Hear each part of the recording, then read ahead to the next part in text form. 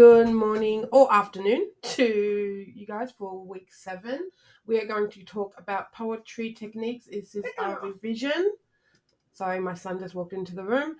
So we're going to do some revision for the next few weeks to make sure that we really understand the concepts that we need you to know moving forward. Like I told you guys at the beginning of the year, we're constantly building on your experience and what you think it means to study English. And honestly, if we cannot get these basics done now, it's really going to mess you up when you get to year 9 and year 10. So we're going to focus on our poetic techniques this week, similes and metaphors. Let's move forward. So we're going to read the information and view the clip, and then we're going to complete the Google form on your online platform. So if you've been on Showbie already, you would have seen that I've uploaded the links for the simile quiz and then the metaphor quiz. Make sure you do those so I can test your knowledge.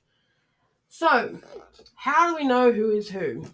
So writers don't always come out and say it and say, like, Sally's a kind leader, this is Sam, he's a bad guy.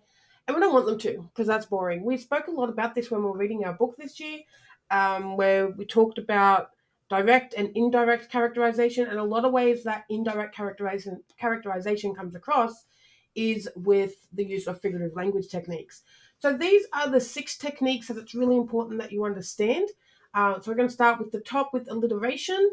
So this is repeating the same sounds for 2 or more words, such as the rain made a racket on the roof or the sizzling sun shone on the silky sand.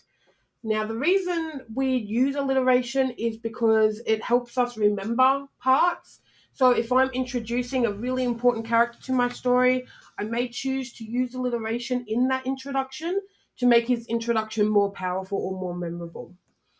Metaphors is a comparison of 2 things. So a blanket of snow covered the ground, or a rainbow of lollies flew out of the piñata. In the first example, we are comparing the blanket to the snow. So when we say a blanket of snow, that gives us an idea what the snow actually looks like. If any of you have actually seen snow, you know that it's not always that same uniform shape or the way that we see it in pictures or in cartoons. So they want us to know a blanket of snow. That means that we cannot see anything else on the ground, and it's just a big, thick layer of snow as if someone grabbed a blanket and put it on there. And a rainbow of lollies, okay, we're comparing a rainbow to the lollies. It's giving us a stronger visual that the lollies are bright and powerful as they fly out of the piñata. So that's what that one is. So a simile is very similar to a metaphor. You should be able to turn metaphors into similes and similes into metaphors because it's the same basic concept. But like I've always told you, metaphors are the stronger of the 2 types. When I use a metaphor, it's way, way more, more in depth than just a simile. So, sorry, that's my son. The comparison between 2 unrelated things using the word like or as, such as his eyes were as cold as ice. Okay, we're comparing his eyes to the ice.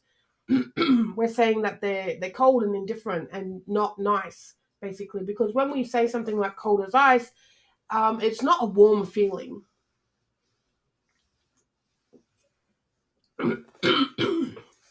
Excuse me. And the girls are like 2 peas in a pod. That means they're really close. They're really joined together. Hyperbole is an obvious exaggeration. I'm not going to go through this too much because you guys really seem to get it. She ate a mountain of food. She was more powerful than the sea. Personification, that's when we're giving non-human objects human qualities or animalistic qualities sometimes. So the wind howled in the night. Wind can't actually howl. It's not something the wind can physically do. It can't choose to do it. However, we can choose to howl. Our animals choose to howl. So that's where the personification comes from. And that gives us an idea of the emotion or the mood they're trying to set. Personification is really good for mood building because when we say the wind howled in the night, it doesn't sound very nice and cozy. It sounds a little bit scary. So we're giving it that extra depth and knowledge of mood. And the other one is the leaves danced on the ground. Leaves can't dance. That's not something they can choose to do or want to do. That's something we perceive them as doing as they get moved around by the wind. So onomatopoeia, this is, like I told you guys, this is the music that we put into our words to give it a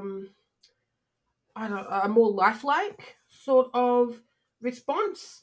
Okay, so these are the sounds that the object or action will refer to. So clapping, stomping, the crowd roared with joy, all of those. So similes and metaphors is what we're going to look at this week. So like I said, a simile is a comparison of two things using like or as. And for example, the cloud is like rolling wave in the sky. And a metaphor is a comparison of two different things saying that one thing is the other. So that is, the cloud is the rolling wave in the sky.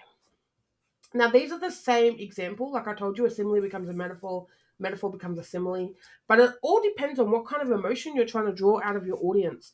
The cloud is a rolling wave in the sky, gives us a stronger idea of what the clouds are, that we're trying to force this connection between clouds and rolling waves. We don't want to say it's like a rolling wave. We're saying it is a rolling wave.